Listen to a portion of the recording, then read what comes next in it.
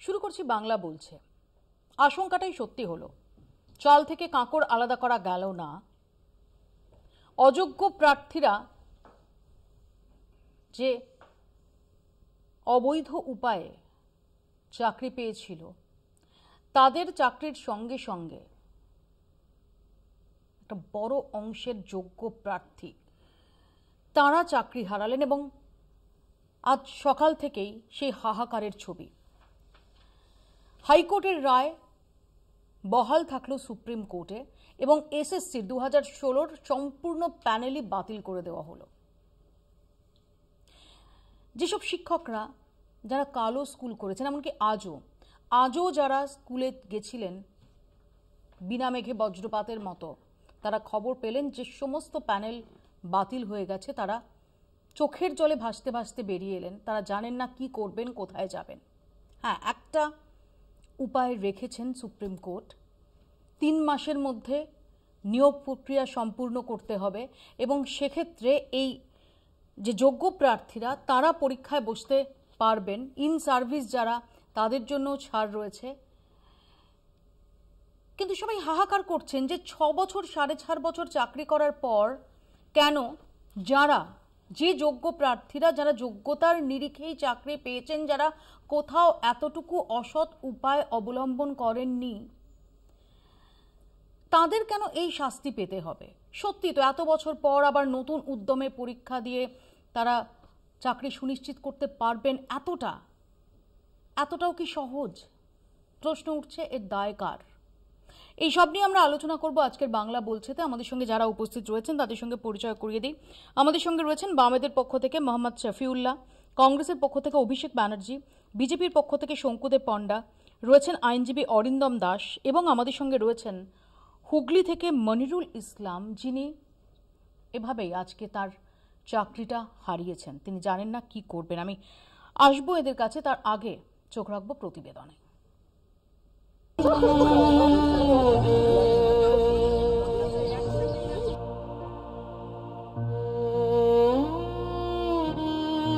যদি বলতে পারেন এটাই যে একটা দুর্নীতির প্যানেলের মধ্যে আমরা এসে পড়েছি।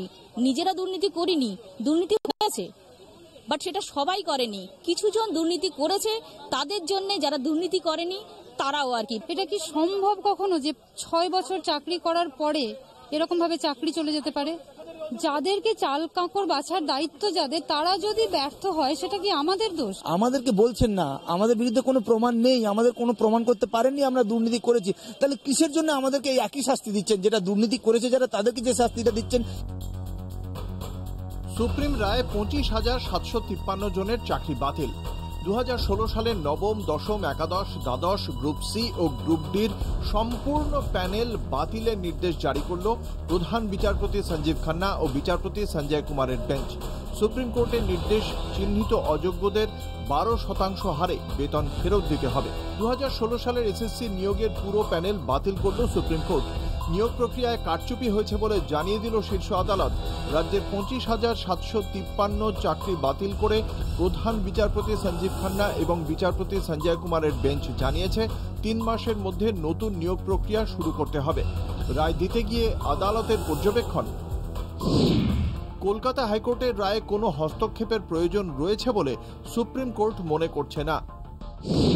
নিয়োগ প্রক্রিয়া সঠিক নিয়ম মেনে করা হয়নি। নিয়োগের ক্ষেত্রে সতর্ক হওয়া উচিত ছিল রাজ্যের শিক্ষা দপ্তরের। যোগ্য এবং অযোগ্যদের তালিকা পেশ করতে পারেনি সরকার। সংবিধানের 14 নম্বর অনুচ্ছেদ অনুযায়ী চাকরির ক্ষেত্রে সবার মান বিচার করার বিধান রয়েছে। এক্ষেত্রে সংবিধানের সেই অনুচ্ছেদের বিধান মানা হয়নি। সংবিধানের 16 নম্বর অনুচ্ছেদ অনুযায়ী সরকারি চাকরির ক্ষেত্রে সমান অধিকারের যে বিধান রয়েছে তা সম্পূর্ণভাবে বিঘ্নিত হয়েছে। প্রথম দিন থেকে বলেছি যে সঠিক তথ্য দেয়নি, না এসএসসি দিয়েছে, না বোর্ড দিয়েছে, না সরকার দিয়েছে। একেবারে প্রমাণ হয়ে গেল যে কিভাবে দুর্নীতি করে পশ্চিমবঙ্গে চাকরি হয়। সকাল 10:30 নাগাদ সুপ্রিম কোর্টের প্রধান বিচারপতির বেঞ্চ এই মামলার রায় ঘোষণা করে। এসএসসি মামলায় কলকাতা হাইকোর্টের রায় বহাল রাখা হলো। 2016 সালের সম্পূর্ণ প্যানেল বাতিল করা হলো। নবম, দশম, একাদশ, দ্বাদশ, গ্রুপ সি, গ্রুপ ডি মিলিয়ে 25,753 জনের চাকরি বাতিল করা হলো। যোগ্যদের বয়সে ছাড়, চিহ্নিত অযোগ্যদের 12% সুদসহ বেতন ফেরতের নির্দেশ দিয়েছে আদালত। আদালত আরও জানিয়েছে 3 মাসের মধ্যে নতুন নিয়োগ প্রক্রিয়া সম্পূর্ণ করতে হবে। অযোগ্যরা নিয়োগ প্রক্রিয়ায় অংশ নিতে পারবে না। যোগ্য চাকরিরতদের বেতন ফেরত দিতে হবে না। পূর্বে চাকুরিরত প্রায় 425 জন শিক্ষক তাদের পুরনো চাকরিতে ফিরতে পারবেন। সেক্ষেত্রে তাদের কর্মক্ষেত্রে সিনিয়রিটি বজায় থাকবে। বহাল থাকবে ক্যান্সার আক্রান্ত সোমা দাসের চাকরি। সিবিআই তদন্ত চলবে এবং ফৌজদারি মামলার প্রক্রিয়াও বহাল থাকবে বলে জানিয়েছে আদালত। কিন্তু রাজ্য সরকার পুরো ব্যাপারটাকে ডিভিশন বেঞ্চ, সুপ্রিম কোর্ট এমনভাবে নিয়ে গেল যার ফলে পুরো প্যানেলটা আজকে বাতিল হলো। রাজ্য সরকারের জন্য, রাজ্য সরকার চোরদের বাঁচানোর জন্য যোগ্যদের বলি দিল। সুপ্রিম কোর্টের এই রায়ের পর এক সাংবাদিক বৈঠকে মুখ্যমন্ত্রী মমতা বন্দ্যোপাধ্যায় বলেন, বিচার ব্যবস্থাকে সম্মান করলেও প্রধান বিচারপতির বিচার মেনে নিতে পারছেন না। একই সঙ্গে তিনি জানিয়ে দেন, বেতন ফেরত দিতে হবে না চাকরি প্রার্থীদের। As a citizen of this country, I have every right. আমি কিন্তু জাজকে রেসপেক্ট করে বলছি, আমি জাজমেন্টটা মেনে নিতে পারছি না। আর তাদের কোনো এর জন্য টাকা ফেরত দিতে হবে না, এটা আমি ক্ল্যারিফাই করে দিলাম কোর্টের জাজমেন্ট দেখে। সুপ্রিম কোর্টের নির্দেশ মেনেই রাজ্য কাজ করবে বলেও জানিয়েছেন মুখ্যমন্ত্রী। এখন দেখার রায় মেনে কিভাবে সব বিষয়টি সামলায় রাজ্য। কলকাতা টিভি।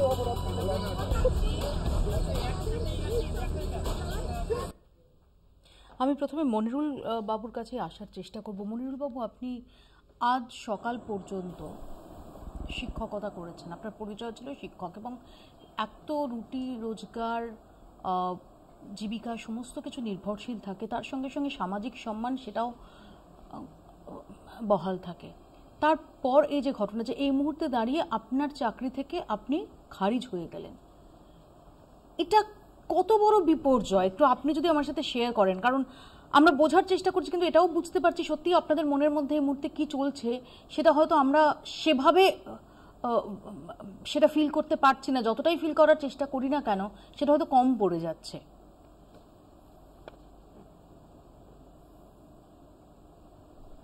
আমরা কাল পর্যন্ত এটা ভেবে উঠতে পারিনি। আমরা নিশ্চিতই ছিলাম যে যেহেতু আমরা যোগ্য, আমাদের ক্ষেত্রে কোনো সমস্যা হবে না বা আমাদের প্রতি এই অবিচারটা করা হয়তো হবে না, আমরা নিশ্চিতই ছিলাম।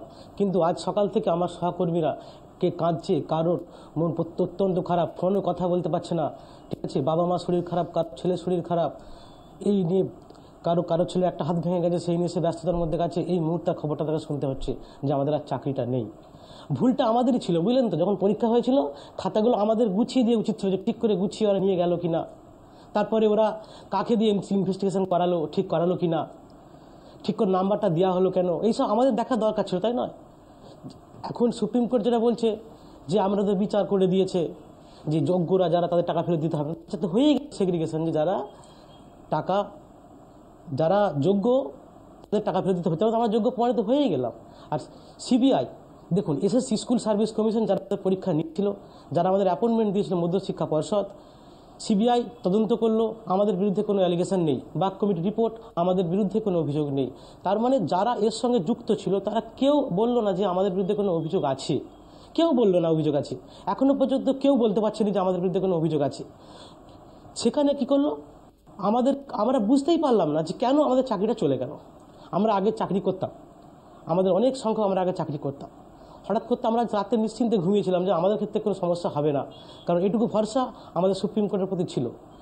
কিছু কিছু আইনজীবী ছিল না, সে বিবেকানন্দের কথা বিবেকানন্দ বলতো যে আমাদের ভারতবাসীর একটা ইচ্ছা ছিল যে দুষ্টু উকিল হওয়ার। সব উকিলকে আমি বলছি না, বেশ কিছু উকিল আছে, উনি বলছেন যে যদি জাহাজ ডুবে যায় সমুদ্রেতে, সৎ অসৎ সবাইকে শাস্তি পেতে হয়। আচ্ছা বলুন তো, ঢেউটা কি আমাদের হাতে থাকে না হাওয়াটা আমাদের হাতে থাকে?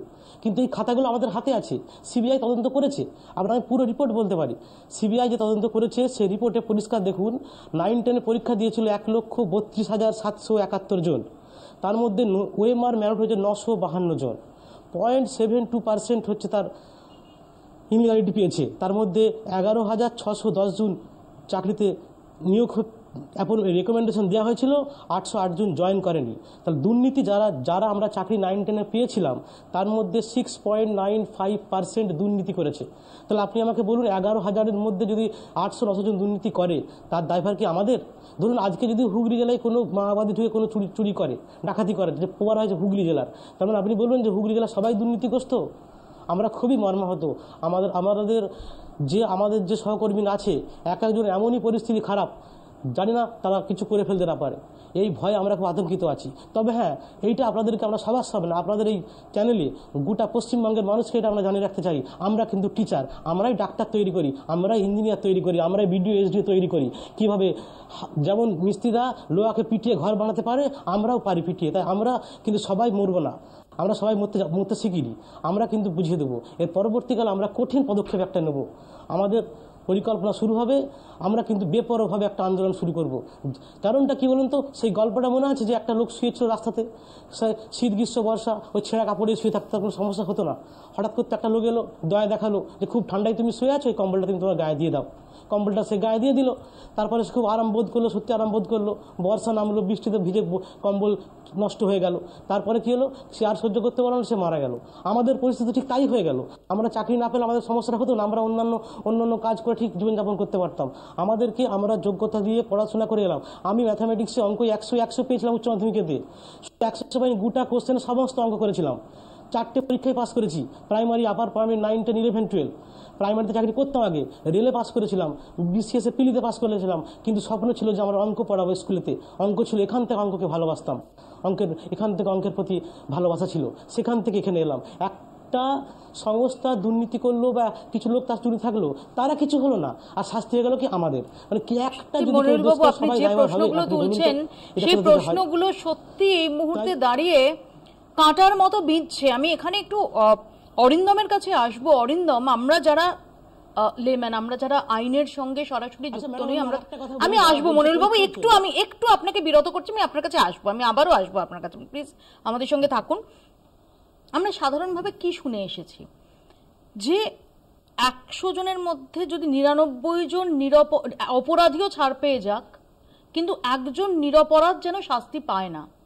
আজকে সকাল থেকে আমরা যেটা দেখছি সেটা তো ভিন্ন, যে যারা অবৈধভাবে চাকরি পেয়েছে তাদের সঙ্গে সঙ্গে কারা শাস্তি পাচ্ছে? মনিরুল ইসলামের মতো যারা অঙ্কে 100, যারা কোথাও কোনো রকম ভাবে কোনো দুর্নীতি না করে যোগ্যতার হকে তারা চাকরি পেয়েছেন, তাহলে তারা কিসের জন্য শাস্তির মুখে পড়বেন? কেন তাদের উপর শাস্তির খাড়া? 1, 2 হচ্ছে মনিরুল বাবুও যেটা বললেন, যে যখন এখানে স্থির করা হচ্ছে যে অযোগ্য প্রার্থীরা টেন্টেড, সেই টেন্টেড প্রার্থীদের তারা এই পরীক্ষায় বসতে পারবে না, টেন্টেড প্রার্থীদের টাকা ফেরত দিতে হবে, আর যারা তা নন টেন্টেড তারা 3 মাসের মধ্যে পরীক্ষায় বসতে পারবেন এবং নিয়োগ প্রক্রিয়া সম্পূর্ণ হবে।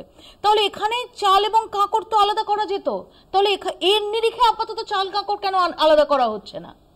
দেখুন, আপনি যেটা বললেন একদম আপনার সাথে প্রথম থেকে আমি একটা বিষয়ে একমত। ভারতবর্ষের সংবিধান এই বেসিসের উপরই দাঁড়িয়ে আছে যে 99 জন অপরাধীতে বেরিয়েছে, একজন নিরপরাধ যেন শাস্তি না পায়। With greatest respect to the supreme court যে আজকে জাজমেন্টটা দিয়েছে, 42 পাতার জাজমেন্ট, আমি পুরোটা পড়ে দেখলাম। সেখানে স্পেসিফিক কিন্তু যারা এই দুর্নীতির সঙ্গে যুক্ত ছিল না তাদের বিষয়ে কিন্তু কোথাও সেরকমভাবে কোনো উল্লেখযোগ্য জায়গা নেই। আর দুটো জিনিস আমাকে বুঝতে হবে যে আমার ক্যাপাসিটিটা কি।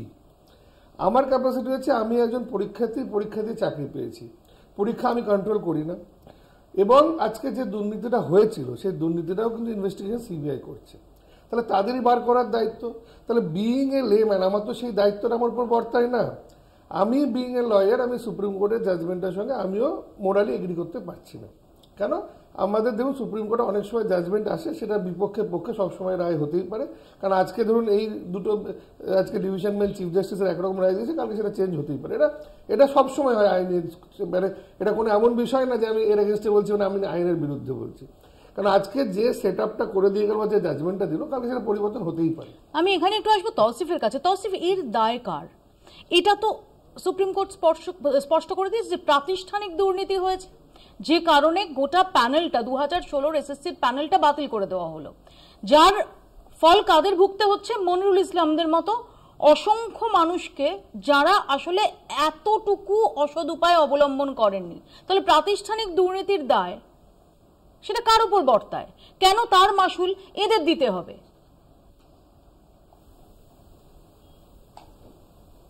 তৌসিফ, আনমিউট করতে হবে। আমি যেটা মনে করি যে এটা হচ্ছে Shylock moment of Indian judiciary. High court যখন ফয়সলা দিল, ইন্টারিম স্টেজেও ফয়সলা দিয়ে দিয়েছিল, 30,000 রিক্রুটমেন্টকে বাতিল করলো। আর পরে যখন যে অর্ডারটা যেটা এখন চ্যালেঞ্জ হলো, ওর মধ্যে এই প্রভিশনও দিল যে স্যালারিগুলো রিফান্ড করতে হবে। এইটা শাইলক মোমেন্ট, আর কিছু না। কেন হাইকোর্ট নিজেই বলছে, সুপ্রিম কোর্ট নিজেই বলছে যে পুরোটা 25,000 লোক কিন্তু এই দুর্নীতিতে নেই, কিছুটা লোক এফেক্টেড। তার মানে যেটা আজকে মুখ্যমন্ত্রী মমতা ব্যানার্জি বলছিলেন যে হিউম্যানিটেরিয়ান কনসিডারেশন কিছু নেই, যে স্টেট গভর্নমেন্টকে একটা অপরচুনিটি দেওয়া হলো না সিবিআই কে সোজাসুজি ওই জাজ যিনি সিবিআই অর্ডার দিয়েছিলেন উনি পরে বিজেপি জয়েন করে এখন এমপি। তৌসিফ, বিরোধীরা তো অভিযোগ করছে যে আসলে এই যে অযোগ্য যারা দুর্নীতি করে চাকরি পাওয়ার চেষ্টা করেছিল এবং পেয়েছিল, তাদেরকে আড়াল করতে গিয়ে যারা যোগ্য তাদেরও এরকম বিপর্যয়ের মধ্যে ফেললো সরকার, এমনটাই অভিযোগ করছেন বিরোধীরা। না, সরকার কেস করলো না, সরকার এই অর্ডারটা ডিমান্ড করলো না। অর্ডারটা ডিমান্ড করেছেন বিকাশ রঞ্জন ভট্টাচার্য। বলুন তো আর কোনো এরকম মামলা বিজেপি রুল স্টেটে কেন উনি করছেন না? কি আমরা দেখলাম না এডুকেশন স্ক্যাম, হোমক স্ক্যাম, তমুক স্ক্যাম মধ্যপ্রদেশে আর অন্য বিজেপি রুল স্টেটে? ওইখানে কোনো মামলা করতে যাচ্ছে না, শুধু বাংলাকে টার্গেট করা হচ্ছে পলিটিক্যাল বেনিফিটের জন্য। এতগুলো মানুষ তারা তো পরিশ্রম করে, তারা পড়াশোনা করে, তারা জেনুইন ভাবে একটা নিটকে ক্লিয়ার করে এক্সাম। এসএসসি কেন নির্দিষ্ট তালিকা নিয়ে এলো না যে কারা অযোগ্য হিসেবে চাকরি পেয়েছে? না, দেখুন কোর্টও রিকগনাইজ করেছে যে হ্যাঁ, আপনি বলতে পারেন যে কেন এসএসসি এর আগে এলো না, কিন্তু যখন সরকার জানতে পেরেছে তখন তো ওনাদেরকে তো চান্স দেওয়া হলো না, স্টেট গভর্নমেন্টকে তো চান্স দেওয়া হলো। আমি আসবো, আমি শঙ্কুদেবের কাছে আসবো। শঙ্কু দিদি, ল স্টুডেন্ট হিসেবে আমি এখানে যারা দুজন লয়ারকে তো দেখতেই পাচ্ছি, প্র্যাকটিসিং লয়ার, তাদের এবং আপনার এই বক্তব্যে আমি সহমত যে অনেক অপরাধী বেরিয়ে যেতে পারেন, কিন্তু একজনও নির্দোষী যেন সাজা না পান, এটা লক্ষ্য রাখা উচিত। এটা কোর্ট সাধারণত লক্ষ্য রাখে। এখানেও কোর্ট ঠিক সেই দায়িত্বটা পালন করেছে সুপ্রিম কোর্ট। আমি মনে করি 100% পালন করেছে। তার কারণ আপনি যাদের নিরপরাধী দেখছেন তাদের নিরপরাধী হিসেবে আইডেন্টিফাই করা যায়নি। আইডেন্টিফিকেশন করবার দায়িত্ব ছিল এসএসসির, দায়িত্ব ছিল স্টেট গভর্নমেন্টের। তারাই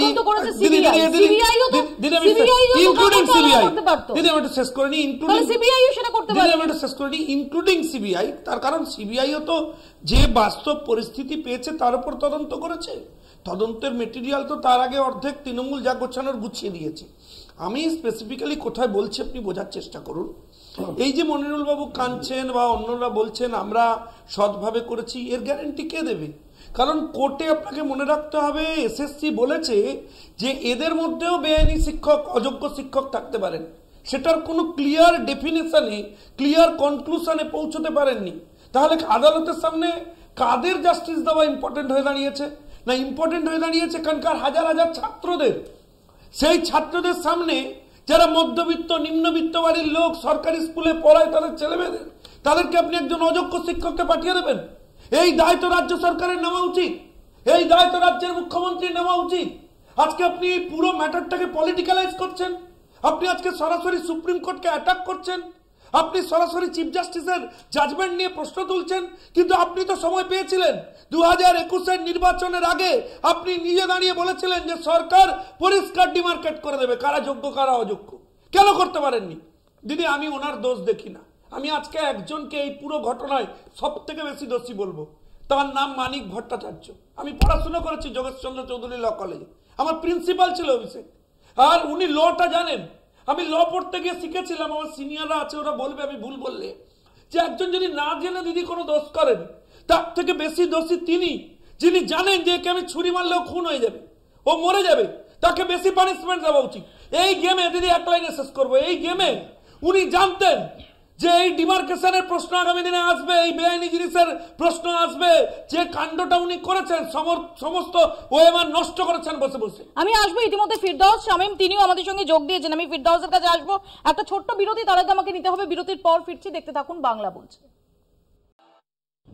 ফিরে এলাম বিরতির পর। ফিরদৌস শামীম আমাদের সঙ্গে সরাসরি রয়েছেন এই মুহূর্তে। ফিরদৌস, যে প্রশ্নটা ঘুরছে যে যারা যোগ্য তাদের এই শাস্তি কেন হবে? আমরা যেটা জেনে থাকি যে যদি 99 জন অপরাধী ছাড়াও পেয়ে যায় তাহলেও ক্ষতি নেই, কিন্তু একজন নিরপরাধও যেন শাস্তি না পান। আর এখানে তো আমরা দেখতে পাচ্ছি যে নিরপরাধরাই শাস্তি পাচ্ছেন। প্রথম কথা, যোগ্য এটা নির্ধারণ করবেন কি করে?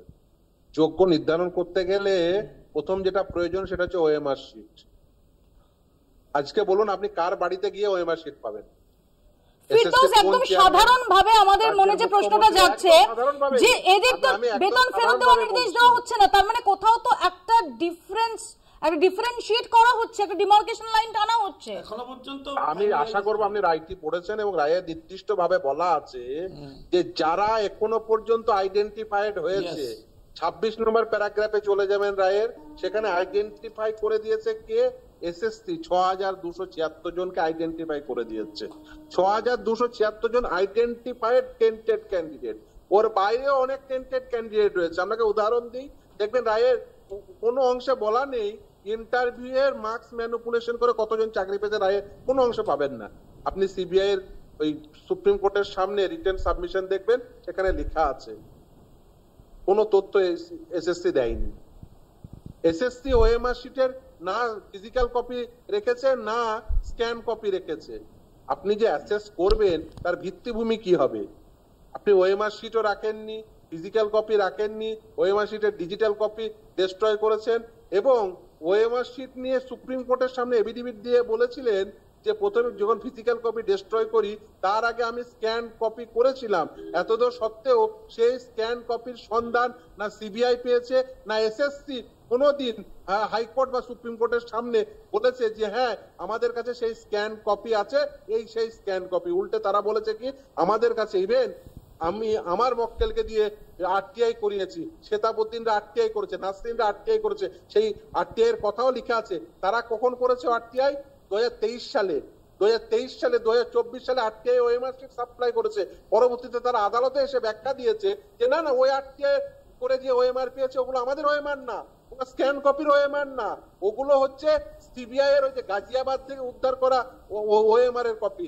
একদল যারা টেন্টেড, যারা টাকা দিয়ে চাকরি পেয়েছে, তারা বলছে ওই ওএমআর ওই তো হতেই পারে না, ওটা 65B কমপ্লায়েন্স নেই। আমি আসবো ফিরদৌস তোমার কাছে, আমি আসবো তোমার সাথে একটু। না সিবিআই এর ওই ওএমআর ওটার উপর ভিত্তি করে তুমি অ্যাসেসমেন্ট করো, অথচ এসএসসি এর কাছে ওএমআর নেই। কি করে আপনি এই যোগ্য অযোগ্য বৈধ অবৈধ দায়ও তো এসএসসি এর উপর বর্তাতে পারে, সেই দায় শিক্ষা দপ্তরের উপর বর্তাতে পারে, কিন্তু সেই দায়ে কেন সেই দায়ভারই মনিরুল ইসলামরা নেবেন? সরকারের সেটা কে এই দায়ভার কেউ কাউকে নেবেন? এই দায়ভার নিতে হবে তাদের যারা ডকুমেন্ট, তাদের পরিবার তো বিপর্যস্ত হয়ে গেছে। দায়ভার নিতে হবে তাদের যাদের এখনো পর্যন্ত এত কিছু হওয়ার পরে এই রাজ্যে বলুন, রাজ্যের মুখ্যমন্ত্রীকে জিজ্ঞাসা করুন যে এই রাজ্যে কেন ডকুমেন্ট রিটেনশন রুল নেই। তার কারণ তারা টাকা চাকরি বিক্রি করে টাকা তুলবেন বলে বাজার থেকে তারা এখনো পর্যন্ত ডকুমেন্ট রিটেনশন রুল আনেন না। রাইট টু এডুকেশন একটা বলা আছে 20 বছর ডকুমেন্ট রাখতে হবে, কিন্তু তারা 20 বছর ডকুমেন্ট রাখেন না। মানিক ভট্টাচার্য নির্বাচিত হওয়ার পরেও তাদেরকে প্রেসিডেন্ট করে নিয়ে আসেন এই কারণে যে তারা ভালো করে ডকুমেন্ট গুলো ডিস্ট্রয় করতে পারে বলে। ফলে এই যে ডকুমেন্ট ডিস্ট্রয় করা লোকেদের যতদিন এই পদে রাখবেন ততদিন খুব স্বাভাবিকভাবে এই পরিণতি ঘটবে। আমি আলবার্টের কাছে আসবো ফিরদৌস, আমি আলবার্টের কাছে আসবো। আলবার্ট, ইতিমধ্যে আমরা দেখেছি যে মমতা বন্দ্যোপাধ্যায়ের নাম করে বিকাশ রঞ্জন ভট্টাচার্য তাকে নিশানা করেছেন, সুকান্ত মজুমদারকে নিশানা করেছেন, অভিজিৎ গাঙ্গুলিকে নিশানা করেছেন এবং নাম না করে একথাও বলেছেন শুভেন্দু অধিকারী সম্পর্কে। আমি সেটাই শঙ্কুর কাছেও আসবো যে 2016 মন্ত্রিসভায় যারা ছিলেন তাদের ভূমিকা খতিয়ে দেখা হবে এবং নির্দিষ্ট একটি জেলা থেকে সেখান থেকে সুপারিশ গেছিল সেটিও খতিয়ে দেখা হবে। মমতা বন্দ্যোপাধ্যায় এবং বাম রামের ওপর তিনি দায় চাপিয়েছেন। না, মমতা বন্দ্যোপাধ্যায় নিজের যে ঢং, নিজের দুর্নীতি, নিজের জালিয়াতি, নিজের কুকর্ম ঢাকার জন্য অন্যের ঘাড়ে চাপা, এটা বরাবরের চরিত্র। আমি শুধু একটা কথা বলতে চাই, 25,753 জনের চাকরি চলে গেল সুপ্রিম কোর্টের রায়। ভয়াবহ লজ্জা এবং যন্ত্রণার এই চিত্র বাংলা, যে এই চিত্র ভারতবর্ষের মানুষ বাংলার এই চিত্র এর আগে কখনো কি দেখেছে? ত্রিপুরা, মধ্যপ্রদেশ, রাজস্থান, বহু জায়গায় থাকতে পারে। বাংলার এই চিত্র ভারতের অন্য মানুষ কি দেখেছে আগে? এটা হচ্ছে আমার প্রথম প্রশ্ন। দ্বিতীয় কথা হচ্ছে, এটাকে লজ্জা কেন বলছি? মনিরুল বাবুর সঙ্গে আমি একমত। শিক্ষকরা সমাজ গড়ার কারিগর, তারা আইনবিদ তৈরি করবে, ডাক্তার তৈরি করবে। কতটা প্রাতিষ্ঠানিক দুর্নীতি হলে একটা শাসক এই সমাজ গড়ার কারিগরদের মধ্যে দুর্নীতির মধ্য দিয়ে অযোগ্যদেরকে ইম্পোজ করে, এটা হচ্ছে বাংলার লজ্জা। যে বাংলার মমতা বন্দ্যোপাধ্যায়কে গর্ব মনে করি, মমতা বন্দ্যোপাধ্যায় কেন লজ্জা বলছি, আমি তিনটে কারণ বলবো এটা কেন প্রাতিষ্ঠানিক দুর্নীতি। এসএসসির দায় থাকতে পারত, মধ্যশিক্ষা পর্ষদের দায় থাকতে পারত, এডুকেশন মিনিস্টারের দায় থাকতে পারত। যে তিনটে সংস্থার সর্বোচ্চ যারা আছে দুর্নীতির অভিযোগে, তারা কেউ জেল খেটেছে, কেউ বেলে আছে। ইভেন এই ঘটনাকে কেন্দ্র করে এরকম অভিযোগও উঠেছে, তার তদন্ত এনকোয়ারি এখনো পর্যন্ত চলছে, যে ইনক্লুডিং সিএম তার ফুল ক্যাবিনেট নিয়ে, সেই ক্যাবিনেটে শুভেন্দু অধিকারী তখন ছিল কি ছিল না সবটাই সময়ের হিসেবে প্রমাণ পাওয়া যাবে। কিন্তু যেটা জাস্ট আমি শেষ করছি, নিউমেরিক পোস্ট তৈরি করে নিজেদের এই অযোগ্যদেরকে চাকরি বহাল করার যে অসৎ উদ্দেশ্য মমতা বন্দ্যোপাধ্যায় ছিল। আমি জাস্ট শেষ করবো, জাস্ট 30 সেকেন্ড দিদি। প্রশ্ন আসছে যে কাঁকড়ের মধ্যে চাল না চালের মধ্যে কাঁকড়? একথা সত্যি কথা, চাল ছিল, যোগ্য প্রার্থী ছিল, যোগ্য প্রার্থীদের মধ্যে নিশ্চিতভাবে মনিরুল বাবুরা ছিল। মনিরুল বাবুরা মতো যারা যোগ্য চাকরি, যাদের চাকরির জন্য আমরা লড়াইটা করব, কিন্তু একই সঙ্গে বলবো এই পার্থ, সুবীরেশ, কল্যাণময় থেকে শুরু করে নবান্ন, ক্যামাকটিক, যারা এই টোটাল দুর্নীতির সঙ্গে জড়িত, তাদের শাস্তি যতক্ষণ না হচ্ছে ততক্ষণ লড়াই চলবে। অভিষেক, আচ্ছা, প্রথম কথা, সরকার যে এই দুর্নীতিতে আদ্যোপান্ত জড়িত, কারণ আমার সরকারের ক্যাবিনেটের শিক্ষামন্ত্রী থেকে শিক্ষা সচিব জেলে থাকবে আর আমি কোনো মঙ্গল গ্রহে আছি, এই যুক্তি তো কেউ মানবে না। অর্থাৎ ওটা নিয়ে আলোচনাটা সময় নষ্ট। আমি তোকে একটা অন্য একটা রেফারেন্স দিই, সবাই তো আইনের কথা বলে, আমি একটা সাহিত্যের রেফারেন্স দিই। মতি নন্দী সাদা খাম বলে একটা এক্সেলেন্ট উপন্যাস ছিল। সেই সাদা খামে প্রিয়ব্রত যে হচ্ছে প্রোটাগনিস্ট, সে অন্য একজন লোকের মার্কশিট এবং নামে সে চাকরি করত, তারপর সে তার প্রত্যেক দিনের দ্বন্দ্ব, সেটা তো একটা অসাধারণ আত্মকথন আছে। সেই প্রোটাগনিস্ট স্বীকার করছে যে হ্যাঁ, আমি অসৎ উপায়ে চাকরি পেয়েছি, কিন্তু আমার এই 19 বছরের কমিটমেন্ট, ডেডিকেশনের কোনো দাম নেই। আমি কেন এই প্রশ্নটা তুললাম? সবাই বলছে আগামী 3 মাসের ভেতর এই মানে যে 19,000 জন, মানে 25,753 থেকে 6,000 বা 7,000কে বাদ দিলে যে 19,000 জন থাকে, তারা আবার করে পরীক্ষায় বসতে পারে। আমি তোমার একটা প্রশ্ন করছি, আজ থেকে 20 বছর বা 25 বছর আগে যখন তুমি ফিল্ডে ফ্রেশার হিসেবে জয়েন করেছিলে এবং আজকে তুমি এডিটর হিসেবে যাচ্ছ, তোমাদের দুজনের এক্সপার্টাইজ বা মাপদণ্ড কি এক হয়? Answer is no.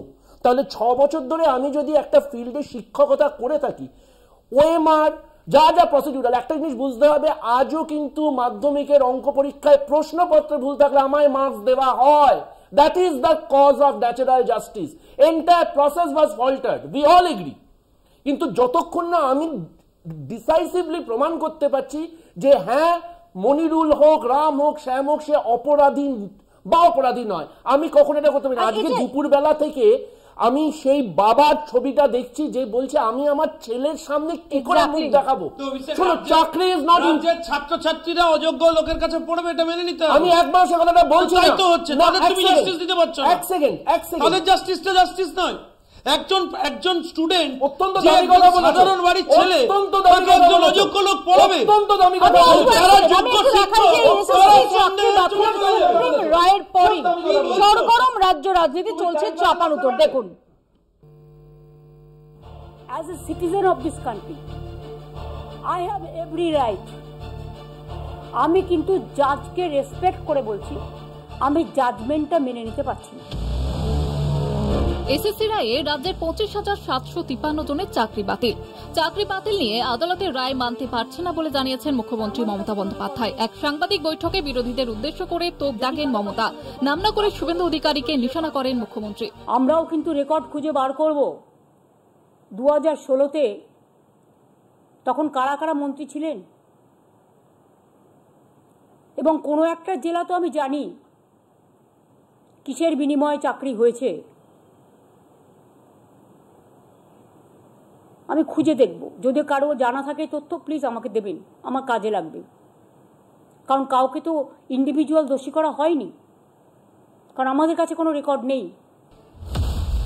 একই সঙ্গে তোপ দাগেন সিপিএম এর রাজ্যসভার সাংসদ বিকাশ রঞ্জন ভট্টাচার্যের বিরুদ্ধে। এখানে কেসটা করেছিলেন কে? বিকাশ বাবু। তিনি তো পৃথিবীর সবচেয়ে বৃহত্তম লয়ার। তাকে কেন তিনি এখনো নোবেল প্রাইজ পাচ্ছেন না আমি জানি না, পাওয়া উচিত। ভাবছি একটা রেকমেন্ডেশন করব। কলকাতা হাইকোর্টের তদানীন্তন বিচারপতি অভিজিৎ গঙ্গোপাধ্যায়কেও কটাক্ষ করেন মমতা বন্দ্যোপাধ্যায়। বিচারপতি বাড়ি থেকে টাকা উদ্ধার প্রসঙ্গও এদিন টেনে আনেন মমতা। হাইকোর্টে এই ভার্ডিক্টটা প্রথম দিয়েছিলেন বিজেপির একজন, যিনি এখন এমপি হয়েছেন, জাজমেন্ট জুডিশিয়ারি ছেড়ে দিয়ে বিজেপির এমপি হয়েছেন, শ্যাম গাঙ্গুলি না ডাঙ্গুলি, আমি ঠিক জানি না তার আসল নামটা, পরে জেনে নেব, সরি। তিনি এখন বিজেপির এমপি। আজকে তারা কোন মুখে বড় বড় কথা বলে? তাদের দায়বদ্ধতা নেই, দায়বদ্ধতা ছিল না, এবং আমি বিশ্বাস করি এটা বিজেপি করিয়েছে এবং সিপিএম করিয়েছে। মমতা বন্দ্যোপাধ্যায়ের অভিযোগের জবাব দিতে গিয়ে তৎকালীন রাজ্যপাল জগদীপ ধনখড়কে দেওয়া ক্যাবিনেটের তথ্য সামনে এনে শুভেন্দু অধিকারীর দাবি সব জানতেন মমতা।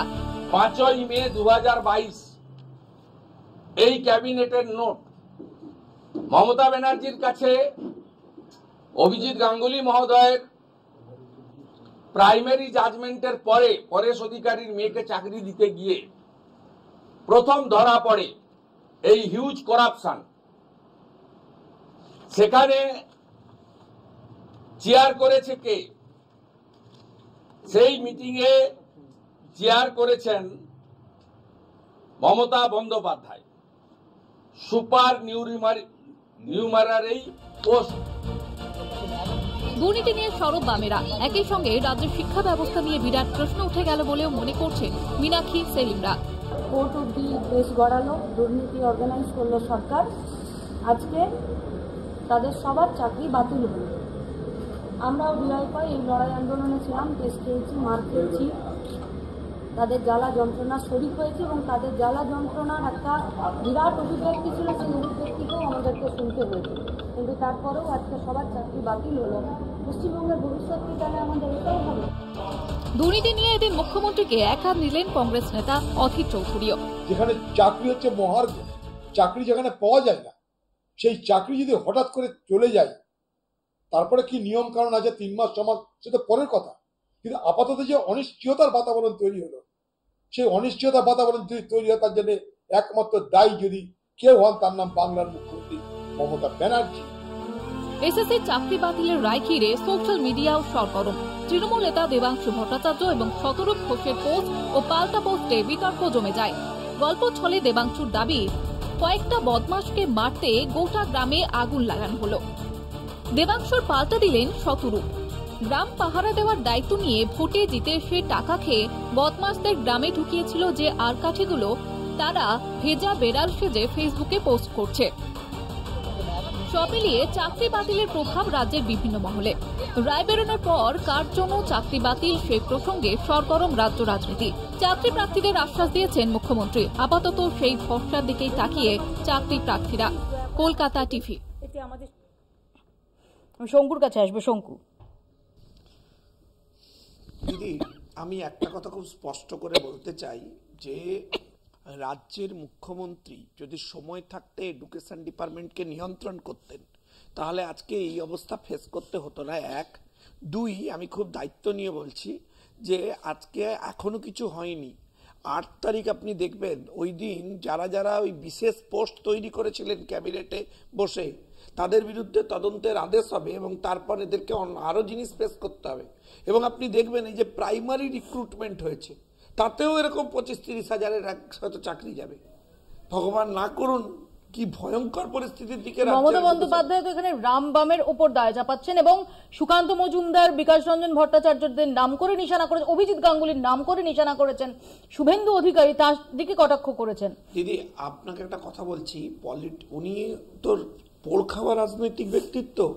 উনি বুঝেছেন যে লিগ্যালি আর অ্যাডমিনিস্ট্রেটিভ ওয়েতে এটাকে অ্যাড্রেস করা যাবে না, সেই জন্যই উনি পলিটিক্যালি অ্যাড্রেস করা শুরু করেছেন। কিন্তু আমি ওনাকে বলবো সবাই বুঝতেও পারছেন যে এবার এটা পলিটিক্যালিও হ্যান্ডেল করা টাফ। আমি একটু শুনে নেব সুকান্ত মজুমদার এবং বিকাশ রঞ্জন ভট্টাচার্য তারা কি বলছেন। চাকরি চলে গেছে, যাদের ওএমআরসি ফাঁকা দিয়ে চাকরি পেয়েছে, তোমাকে হাত তুলতে হবে নাকি? তাদেরকে আমি অনুরোধ করব, যে তৃণমূল নেতাকে টাকা দিয়েছিলেন দল বেঁধে তার বাড়িতে যান, কাঁঠাল গাছে বাঁধুন, আর যতক্ষণ না পর্যন্ত টাকা দেবে ছাড়বেন না। এবং এরপরে এই টাকা নেওয়ার জন্য এবং যোগ্যদের চাকরি নিয়োগ করার জন্য মুখ্যমন্ত্রীর বাড়িতে আমাদের যুব মোর্চা যাবে, কালীঘাট অভিযান করবে আমাদের যুব মোর্চা। আমার কাজ আইনি সওয়াল করা, সংবিধানকে তুলে ধরা, সেই কাজটা আমি করেছি। সেটা কাজের জন্যই তো আমরা উকিল। আমরা তো কে হারবে কে জিতবে এইসব ভেবে সওয়াল করি না। অতএব সওয়াল আইনত দিক থেকে যা করণীয় করেছি এবং আমাদের সওয়ালটা আদালত গ্রহণ করেছে। এ আমাকে দায়ী করতে পারে, কারণ তাদের তো লক্ষ্যভ্রষ্ট, তাদের উচিত ছিল সমস্ত দায়িত্ব এই রাজ্য সরকার দুর্নীতি করেছে মমতা তার বিরুদ্ধে না করে এখন ওরা বোকার মতো ভাবছে আমি ওদের শত্রু। সেই জন্যই ফিরদৌস মমতা বন্দ্যোপাধ্যায়ের নাম করে বিকাশ রঞ্জন ভট্টাচার্যের ভূমিকা নিয়ে প্রশ্ন তুলেছেন। দেখুন, প্রথম কথা বলি যে আমি বিকাশ রঞ্জন ভট্টাচার্যের নাম করে তাকে ধন্যবাদ জানাই যে পশ্চিমবঙ্গের বিশেষ করে বাঙালি জাতির শিক্ষা ব্যবস্থা যেভাবে মমতা বন্দ্যোপাধ্যায়রা শেষ করে দিয়েছিলেন, বিকাশ রঞ্জন ভট্টাচার্য যিনি আমার সিনিয়র হিসেবে এই মামলায় অ্যাপিয়ার করেছিলেন বলে এখনো পর্যন্ত লাস্ট হেড দেওয়া সম্ভব হয়েছিল। যে সত্যি সত্যি যে দুর্নীতি হয়েছিল সেটা এক্সপোজ হয়েছে এবং পশ্চিমবঙ্গের সাধারণ ছাত্রছাত্রীরা যারা একেবারেই এই বিশ্বাস হারিয়ে ফেলেছিলেন যে পড়াশোনা করে চাকরি পাওয়া যায়, অন্ততপক্ষে তারা আজকের দিনের পরে ভাবতে শুরু করবেন যে হ্যাঁ, পড়াশোনা করেই চাকরি পাওয়া যায়। টাকা দিয়ে চাকরি নিলে, জমি বিক্রি করে টাকা দিয়ে চাকরি নিলে জমিটিও যাবে, টাকাটিও যাবে। যারা ভেবেছিলেন যে হ্যাঁ পড়াশোনা করেই চাকরি পাওয়া যায়, তারা পড়াশোনা করেছিলেন, তারা পরীক্ষা দিয়েছিলেন, তারা ভালো নাম্বার পেয়ে যোগ্যতার নিরিখে তারা উন্নীত হয়েছেন, তারা চাকরি পেয়েছেন। ঠিক করবে তারা কি করবেন? আজকে আমরা কনসার্ন তাদের বিপর্যয়টা নিয়ে। সরি, প্রশ্নটা শুনতে পেলাম না, সরি। যারা তো তুমি যেটা বলছো ফিরদৌস, যে যারাই পরীক্ষার জন্য শ্রম দিয়ে মেধা দিয়ে পরীক্ষা দিয়ে যারা সৎ উপায়ে চাকরি পেয়েছিলেন তাদের এই বিপর্যয়, তাদের কাছে কি জবাবদিহি করা যাবে? দায়িত্ব দেওয়া হলো, ধরুন আপনাকে দায়িত্ব দেওয়া হলো যে আপনি এটাকে ঠিক করুন, আপনি কিভাবে করবেন বলুন তো? কিন্তু সিবিআই তদন্ত যখন চলছে এত বছর, এই প্রশ্ন তো থাকবে যে সিবিআইও কেন আলাদা করতে পারলো না? কারণ মমতা ব্যানার্জিরা সেটা ডিস্ট্রয় করে দিয়েছে। সিবিআই উচিত এবার মমতা ব্যানার্জিকে গ্রেফতার করা। মমতা ব্যানার্জিরা ওএমআর শিটের অরিজিনাল কপিও ডিস্ট্রয় করেছে, তার স্ক্যান কপিও ডিস্ট্রয় করেছে। এবার সেই জন্য এই রায়ের 50 নম্বর প্যারাগ্রাফটা পড়ুন। 50 নম্বর প্যারাগ্রাফে লেখা আছে যে আজকের রায় ক্রিমিনাল প্রসিডিংসে কোনো প্রকার ইনফ্লুয়েন্স করবে না, অর্থাৎ ইন্ডিপেন্ডেন্ট ক্রিমিনাল প্রসিডিংস চলবে। যদি নরেন্দ্র মোদীর সাথে মমতা ব্যানার্জি সেটিংটি না করে তাহলে মমতা ব্যানার্জি জেলে যাবে। এখন মমতা বন্দ্যোপাধ্যায়ের জেল যাত্রা, এই যে ওএমআর শিট যারা ডিস্ট্রয় করেছে, কারা ডিস্ট্রয় করেছে, যারা স্ক্যান কপিও ডিস্ট্রয় করেছে, তাদের এখন সিবিআই কে খুঁজে বের করতে হবে। আমি মনিরুল ইসলামের কাছে যাচ্ছি। মনিরুল বাবু, এই যে আমাকে যদি এখন প্রমাণ করতে বলা হয়, এই যে যুক্তি, এক সেকেন্ড ফিরদৌস আসবো। মনিরুল ইসলাম, এই যে আপনি পরীক্ষা দিয়েছেন, আপনি বলছেন আপনি অঙ্কে 100 পেয়েছিলেন, আপনি এছাড়াও একাধিক রেল সহ একাধিক পরীক্ষা ক্লিয়ার করেছিলেন, কিন্তু আপনি শুধুমাত্র পড়াবেন, অঙ্ক করাবেন, এই স্বপ্ন নিয়ে আপনি এই চাকরিতে এসেছিলেন। আজকে দাঁড়িয়ে আপনি এত কিছু বলার পর, আপনার মার্কশিট দেখানোর পরও নাকি এটা এস্টাবলিশড হচ্ছে না যে হ্যাঁ আপনি যোগ্যই, আপনি দুর্নীতি করেননি, আপনি ঘুষ দিয়ে চাকরি পাননি? এইটা আপনাকে কতটা আহত করছে? আমি তো বলছি না আমরা খুব বোকা, ঠিকই বলেছি, আমাদের বোকা। পরীক্ষা দেওয়ার সময় বললাম যে খাতা আমাকে রাখতে হতো, ওরা বলছেন আমরা নাকি বোকা, আমরা পরীক্ষা দিয়ে বোকা হয়েছি। ওরা খাতা রাখার দায়িত্ব ছিল আমাদের, সরকারের বিরুদ্ধে কথা বলার দায়িত্ব ছিল আমাদের। আমরা জানতাম, বলুন আপনার আমাদের কি দায়িত্ব ছিল ওই সমস্ত বিষয়টা রাখা? কি বলছে আমি আসবো আপনার কাছে, টেকনিক্যাল কারণে আপনার কথা স্পষ্টভাবে শোনা যাচ্ছে না, একটু প্রবলেম হচ্ছে। আমি আবারও সেটা একটু শুধরে আপনার কাছে যাওয়ার চেষ্টা করবো। আমি অরিন্দমের কাছে যাবো। সামনে এখন কি পথ রয়েছে? শুধুমাত্র এই পরীক্ষা দেওয়াটা? এবং এটা তো ঠিকই, 6 বছর পর হঠাৎ যদি বলা হয়, আমাকে যদি এখন বলা হয় যে আমার ক্যারিয়ারের শুরুর পরীক্ষা দিতে, আমি কনফিডেন্ট হব না। অনেক কিছু বদলে গেছে এর মধ্যে। প্রথমত হচ্ছে সেই মাইন্ডসেটটা, সেটাই এই মুহূর্তে থাকার কথা না। দেখুন, প্রথম কথা, সুপ্রিম কোর্টের যে অর্ডার হয়েছে তার এগেইনস্টে রিভিউ একটা ফাইল করার তো লিগ্যাল প্রভিশন আছে। বাট যেটা আগেও আপনি বললেন, আমি একই কথা বললাম যে আজকে আমি যে দোষ করেছি করিনি সেটা কিন্তু ইনভেস্টিগেশন করছে সিবিআই।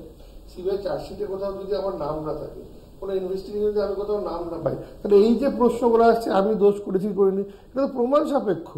আমি দোষ যদি করে থাকি, আজকে ধরুন যখন এই 6,000 বা 7,000 লোককে আলাদা করা যাচ্ছে যে কারণে হোক, আমরা কিন্তু আইনে বেনিফিট অফ ডাউটের কথাও বুঝি। এক্স্যাক্টলি, আইনে তো বেনিফিট অফ ডাউটের কথা আমরা দেখে যদি থাকি। আমার এগেইনস্টে কোনো চার্জেস প্রমাণ না হয়, তাহলে তো আমাকে চার্জশিট, তাহলে সিবিআই উচিত ছিল এই 25,000 লোকের চার্জশিটের নাম ফাইল করা। আমার এখানে প্রশ্ন ফিরদৌস, খুব সংক্ষেপে একটু বোঝার চেষ্টা করি। আমরা তো দেখি যে প্রমাণের অভাবে এমনকি খুনের মতো অভিযোগ যাদের বিরুদ্ধে থাকে তারাও প্রমাণের অভাবে ছাড়া পেয়ে যায়, কিন্তু এক্ষেত্রে তো অন্যরকম হচ্ছে। দিদি ভাই, সেটা ক্রিমিনাল প্রসিডিংস, সেজন্যই তো আপনাকে রায়ের 50 নম্বর প্যারাগ্রাফটা পড়ালাম। ক্রিমিনাল প্রসিডিংস আর সার্ভিস জুরিসপ্রুডেন্স এক নয়। সমস্যাটা তো এখানেই। রাজ্যে তো পড়াশোনাটা তো লাটে উঠে গেছে। এই রাজ্যে একটা নোটিফিকেশন হয় 4 লাইনের নোটিফিকেশন, আমাকে 6টা মামলা করে 4 লাইনের নোটিফিকেশন ঠিক করতে হয়। রাজ্য সরকারের একটা 4 লাইনের নোটিফিকেশন লেখার মতো লোক নেই গোটা রাজ্য জুড়ে। ফলে এই রাজ্যে তো পড়াশোনার এই অবস্থায় হয়েছে, ক্রিমিনাল প্রসিডিংস আর সার্ভিস জুরিসপ্রুডেন্স এক করে ফেলছেন। দুর্ভাগ্য এখানে। আপনার কি সত্যি মনে হয় ফিরদৌস, এই মনিরুল ইসলামদের মতো হাজার হাজার যোগ্য প্রার্থীরা যারা নিশ্চিত যে তাদের থেকে ভালো তো এক সেকেন্ড একটাই কথা ফিরদৌস, যিনি এক সেকেন্ড আমি বেআইনি ভাবে চাকরি নিয়েছি কি নিইনি এটা আমার থেকে ভালো কেউ জানবে না, তাই তো? যারা আছেন, যারা সত্যি যোগ্য, যারা ন্যূনতম অসৎ উপায় অবলম্বন করেননি, আজকে সত্যি মনে হচ্ছে আজকে তাদের যখন গোটা পরিবার বিপর্যয়ের মুখে, তারা জানেন না কি করবেন, সেখানে দাঁড়িয়ে ক্রিমিনাল প্রসিডিংস আর সার্ভিস জুরিসপ্রুডেন্স এগুলো তাদের কাছে ম্যাটার করে। তাদের এই বিপর্যয়ের কারণ হচ্ছে, তাদের কাছে ম্যাটার করে সার্ভিস জুরিসপ্রুডেন্স আর ক্রিমিনাল প্রসিডিংস এর তফাৎ। তাদের এই বিপর্যয়ের কারণ হচ্ছে মূর্খকে ক্ষমতায় বসানো। তাদের এই বিপর্যয়ের কারণ হচ্ছে যে যারা আমি 30 সেকেন্ডে শঙ্কর রেসপন্স করতে চাই। 30 সেকেন্ড। আমি 15 সেকেন্ডে বলতে চাই, বাড়িতে চুরি হয়ে গেল, তো চুরি হয়ে গেছে বলে কি আপনি চোরের উপর রাগ করে মাটিতে ভাত খাবেন? এই ড্যামেজটার জন্য এই চুরি রেসপন্সিবল যারা চুরি করেছে। আপনাকে আমি আবারও বলবো, যদি এরা ডাক্তার হতেন, এর ভেতর 4টে অযোগ্য ডাক্তার ঢুকে থাকতো, মানুষের জীবন বাঁচানোর জন্য আপনি কি বেনিফিট অফ ডাউট তাদের ছেড়ে দিতেন? খুব সংক্ষেপে অভিষেক, খুব সংক্ষেপে 10 সেকেন্ড। কথা হচ্ছে যে একদম 10 সেকেন্ড নিচ্ছি। ভারতবর্ষে এইটাই প্রথম এরকম বিতর্কিত রায় নয়। আমাদের কিন্তু মাথায় রাখতে হবে, বাবরি মসজিদ হোক বা জেসিকা, এক সেকেন্ড আমার বক্তব্য, আরে আমাকে বলতে দাও, কারণ আমার বিতর্কটা করছি বলে এখানে 10 সেকেন্ড শেষ। আচ্ছা, সমস্যাটা হচ্ছে সেখানেও বলা হচ্ছে যে কাউকে ভাঙতে দেখা যায়নি, অতএব সেটা ভূমিকম্পে ভেঙে গেছে। আর সবশেষে আমি শঙ্কুকে মনে করি 2016 সালে ও তৃণমূলটা করতো, এবং তখনকার ছাত্র নেতার ক্ষমতা আমরা জানি। ওর সাদা খামে কতগুলো চাকরি চোটা দিতে হবে।